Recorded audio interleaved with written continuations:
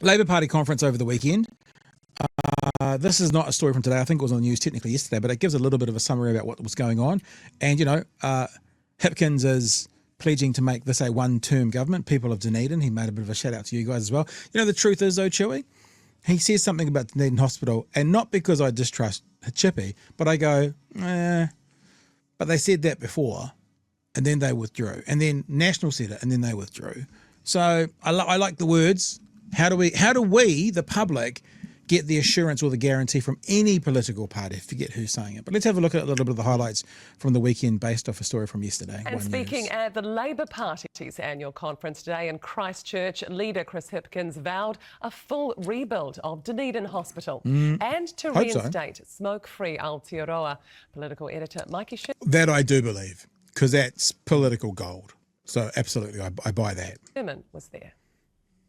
As the Labor faithful lined up for Chris Hipkins' keynote speech, amongst the crowd were a few new supporters. I've come to Labor from being in the Aotearoa Legalised Cannabis Party. I joined the party in October this year because it was especially the issue with the Treaty of Waitangi. I heard Chris Hipkins give his response on national radio about the ecoy, and it was the first sensible thing I'd heard from a politician. So I thought I'd come listen to him. Inside, the warm-up acts kicked things off, including entertainer Jason Gunn, who let rip on the government. It's never felt... It's interesting. I've done a podcast with old Jace, and we kind of, talk backwards and forwards, and I've asked them to come on, but also kind of said, I get it, I understand. You are a public figure. Maybe you have to be a bit careful with what you say when it looks like that's out the window now, because, he's doing a part of the Labor Party. I'm not saying he said, I can't do it. I kind of gave him that out. I'm like, it's fine. We won't have to talk about it. But yeah, he's, I think he's becoming more overt, shall we say, with his political leanings, which is interesting. Less on track. It's never felt more on the wrong track. Then it was Chris Hipkins' turn. This will be a one-term national government.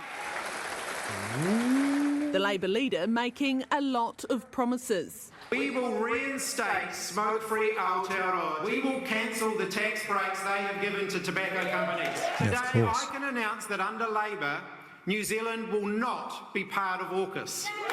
The crowd loved it. And yes, today I am going to announce that we will complete the full rebuild of Dunedin Hospital as we promised. But you promised, and then you downgraded your promise. So which promise are we talking about? Just so we're clear.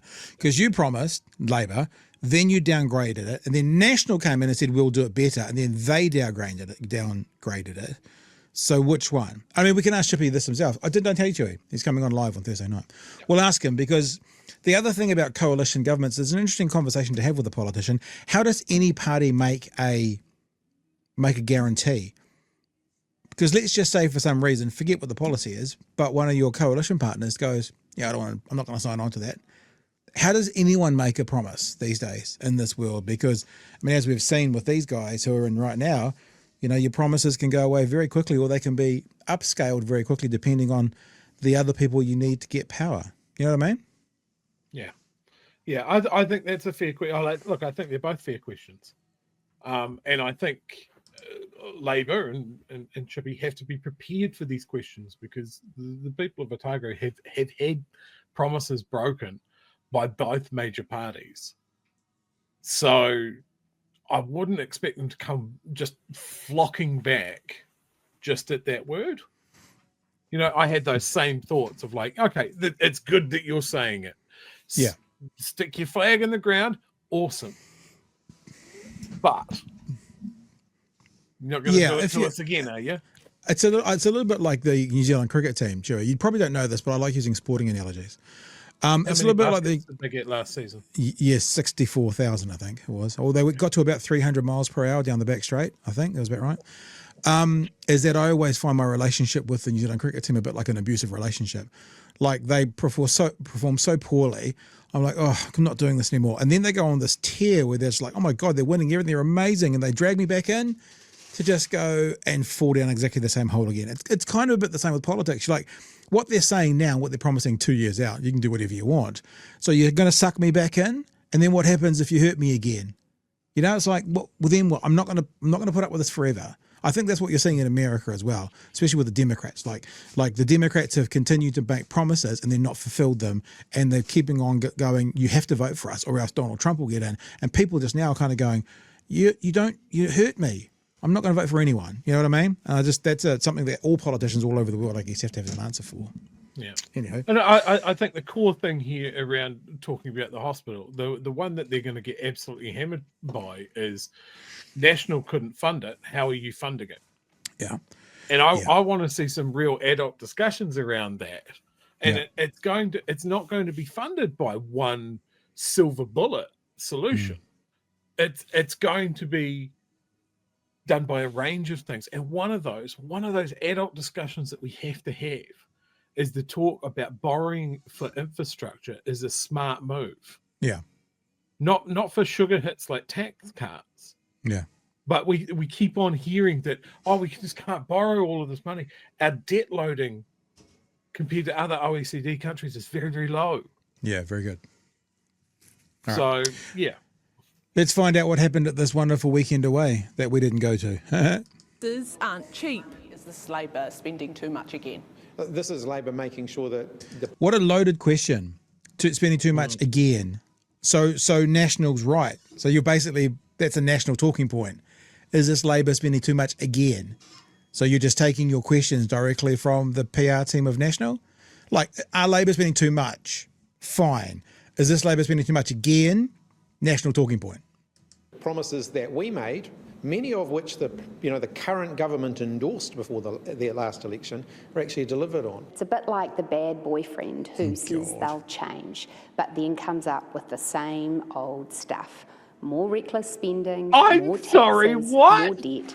Labor's She said more reckless spending, more debt is what she said.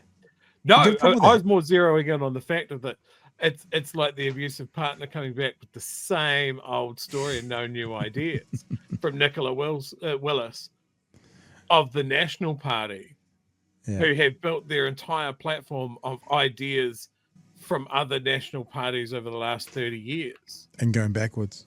Forgot all of the lessons, bringing out the old same ideas from the ideas cupboard. I'm sorry, Nicola, that dog ain't going to hunt. We're on to you. We are on to you. Announcements didn't end there. Kieran McAnulty has been selected to chair our next general election campaign. Cheer. 2 years out, was this a strategic move to silence rumours of a possible leadership threat? I think it's just nonsense. It's true to say that I've been telling you all that I back Chippy 100%. Maybe you'll believe me now. I think people trust and like him. Chris Hipkins is a great leader. For others, time will tell. Will he be the leader in 2 years? Look, he's doing a good job at the moment. Labor's first year and opposition done and dusted as the party prepares to turn up the dial in 2025. Mikey Sherman, One News. Yeah, so I mean, I probably what you expect from there is a bit of a rah-rah for the base, keep them engaged, not necessarily full-on policies or anything to come out, but a satisfactory result. You know, ginning up the base, getting them going on. I see Free Soul was there for it. Free Soul wore the BHN shirt, her BHN shirt. Got a few props for the boys. That's us with the boys. I wonder, Free Soul, I think you've got a Nicky No Boats. Did it get to you in time? Did you wear it or did you not wear it? Interesting. Yeah, I think it was an off-election year conference that probably did exactly what it needs to do. Fair? Yeah. Look, I think that it's really important. I saw a lot of buzz on Blue Sky and other social media of people that had gone to the conference and had come out buzzing, and I think that's a really important step. You know, a year into this government,